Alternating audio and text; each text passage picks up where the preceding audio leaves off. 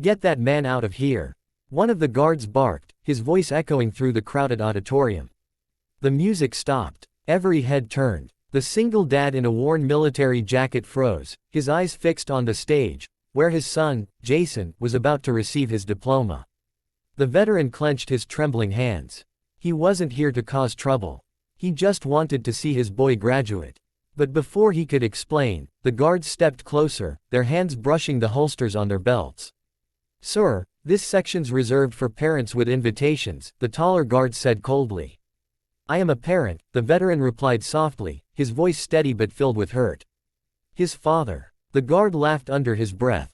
"Sure you are. Then where's your invitation?" The veteran swallowed hard. He didn't have one. The truth was, Jason's mother had remarried a wealthy man who made sure to erase all trace of the boy's real father, the man who had once saved lives on the battlefield but lost almost everything after coming home. The audience began whispering. Cameras flashed. A few parents shook their heads, assuming he was some troublemaker. Jason, standing with his classmates on stage, saw the commotion. When he recognized his father, his heart dropped. "Dad," he whispered, frozen in disbelief. But before Jason could move, the guards grabbed his father's arm. The veteran didn't fight back.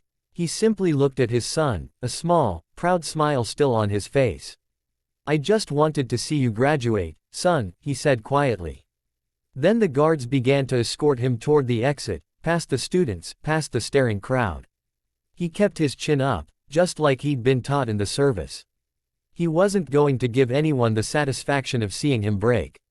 As the doors swung open, something unexpected happened. 6 men in navy blue suits walked in from the other side of the hall, moving with silent confidence, scanning the room like hawks. Their presence immediately changed the air. The guards stopped mid-step. The crowd's murmurs turned into gasps. One of them, tall and broad-shouldered, stepped forward and spoke in a voice that carried authority. "That man doesn't go anywhere." The guards turned. "And who the hell are you?" The man smiled faintly and reached into his pocket, pulling out a small badge. "United States Navy SEALs. Retired." The crowd erupted in whispers. The veteran blinked, stunned. "Name's Commander Brooks," the SEAL said, shaking the veteran's hand. "You saved my life in Kandahar, remember?" The veteran's eyes widened in recognition.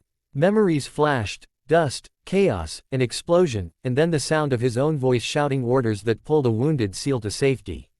"You pulled me out when my leg was gone," Brooks continued, his tone heavy with gratitude. "You're the reason I got to walk my daughter down the aisle last year. You're the reason I'm alive." The other 5 SEALs stood behind him, hands on their hearts, nodding respectfully. "So if anyone here thinks this man doesn't belong," Brooks said, his voice like steel, "they'll have to go through us." The entire auditorium went silent. The guards froze, their earlier arrogance melting into pure fear. Jason stood there on stage, his eyes brimming with tears.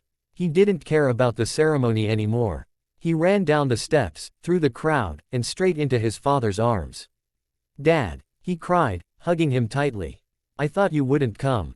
I told you I'd always be there, son," the veteran whispered, his voice cracking. "Just took a little longer this time." The principal, realizing what was happening, stepped forward with a trembling voice. "Ladies and gentlemen," he said, "today, we honor not just our graduates, but a hero among us. Please welcome Sergeant Daniel Cole, U.S. Army veteran, and father of our top graduate, Jason Cole." Applause erupted. Some people stood. Some wiped tears. Even the guards stepped back in shame. Jason took his diploma and raised it high, turning to his father. "This is for you, Dad. For every night you missed, for every sacrifice you made. I wouldn't be here without you." The SEALs stood in salute. Cameras flashed again, but this time, they captured something beautiful: a father and son reunited, surrounded by the men whose lives he had changed forever. After the ceremony, Brooks placed a hand on Daniel's shoulder. "You ever need anything, brother, you call us. We've got your six. Always." Daniel nodded, holding back tears. "Thank you. I never expected this." Brooks smiled. "You earned it. You taught us what real honor looks like." Later that night, as Daniel sat quietly on a bench outside, Jason came and sat beside him. "Dad," he said softly, "I used to think you were gone because you didn't care. Mom told me that. But today I saw the truth. You're the bravest man I know. Daniel smiled through misty eyes. I didn't fight for medals, son. I fought so you could stand up there someday, strong, proud, and free. Jason leaned his head on his father's shoulder. I'll make you proud, Dad. You already did, Daniel whispered. The story of that moment went viral within hours.